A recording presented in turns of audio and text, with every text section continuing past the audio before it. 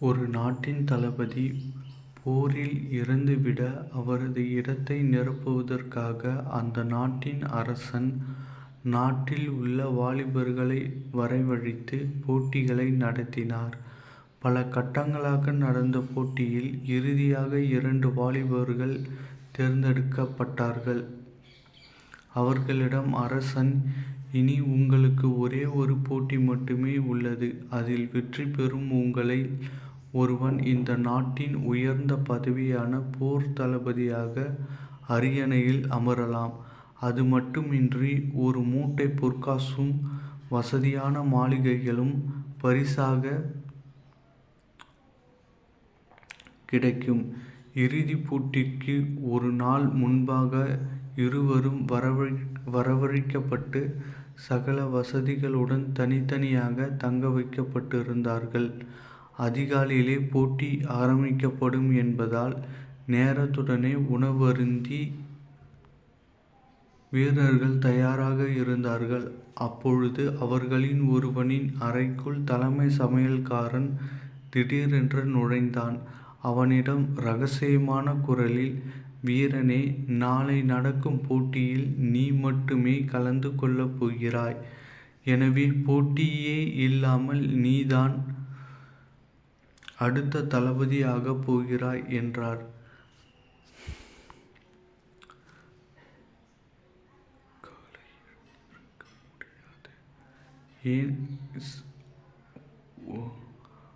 உணவில் தூக்க மருந்தை கலந்துவிட்டால் அந்த மற்றொரு வீரன் காலையில் சீக்கிரமாக எழுந்திருக்க முடியாது. அரசருக்கு இந்த தகவல் தெரியும் பொழுது சோம்பேறியான அவனை போர் தளபதியாக ஏற்றுக்கொள்ள மாட்டார். அதன் பிறகு நீதான் இந்த நாட்டின் தளபதி. இதற்கு பிரதிபலனாக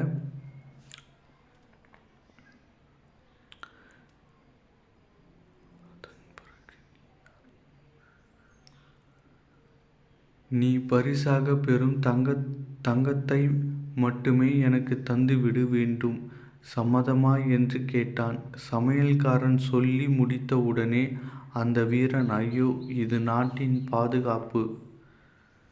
எனவே எனக்கு தகுதி இருந்தால் நான் வெற்றி பெறுவேன். தயவு செய்து குறுக்கு வழியில் என்னை பணிய வைக்க முயற்சி செய்ய வேண்டாம்.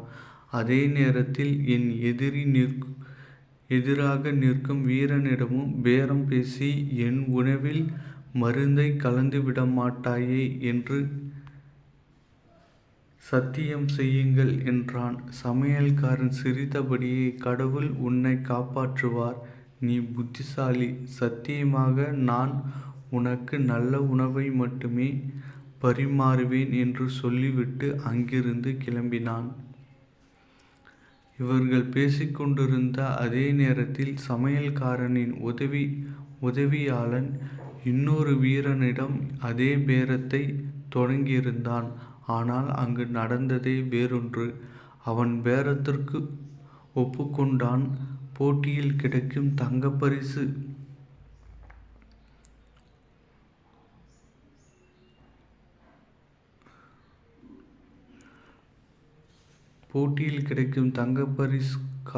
தங்கப்பரிசு மட்டுமின்றி இன்னமும் கொஞ்சம் தங்கமும் சேர்த்து கொடுப்பதாக அந்த வீரன் வாக்களித்தான்.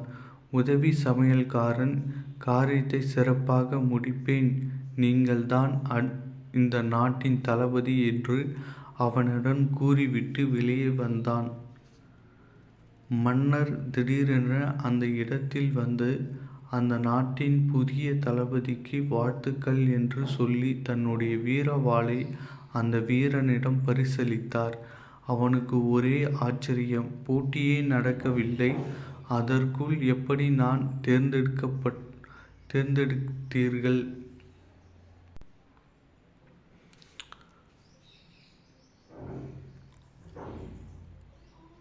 அதற்குள் எப்படி நம்மை தேர்ந்தெடுத்தார்கள் என்று ஆச்சரியத்துடன் மன்னனை பார்த்தான். மன்னன் அந்த வீரனிடம், வீரனே, நடப்பதெல்லாம் கனவு போல் தோன்றுகிறதா?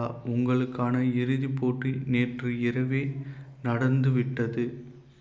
அவனுக்கு ஒரே ஆச்சரியம். போட்டி நடக்கவில்லையே, அதற்குள் எப்படி நம் தேர்ந்தெடுத்தார்கள் என்று ஆச்சரியத்துடன் மன்னனை பார்த்தான். மன்னன் அந்த வீரனிடம், வீரனே, நடப்பதெல்லாம் கனவு போல் தோன்றுகிறதா? உங்களுக்கான இறுதிப் போட்டி நேற்று இரவே முடிந்து விட்டது. இருந்தாலும் நாட்டையே கூறு போட்டு விற்று விடுவார்கள். எனவே அவன் அதிகாலையிலேயே விரட்டிவிடப்பட்டான். அந்த மாதிரியான சூழ்நிலையில் உண்மையாய் நடந்து கொண்ட நீ தேர்ந்தெடுக்கப்பட்டாய் என்று அரசர் கூற வீரன் பெருமைப்பட்டான். உங்களை சுற்றும் நட்புடன் உண்மையாக இருங்கள். உண்மையாக இருக்கும்போது சில நேரங்களில் சில உறவுகள் நீங்கள் எதிரியாகலாம். ஆனால் நிச்சயம் துரோகியாக மாறிவிடாதீர்கள். உங்கள் மனதிற்கு உண்மையான வாழ்ந்து பாருங்கள். அந்த இறைவன் கூட உங்களை காண தவமிருப்பான்.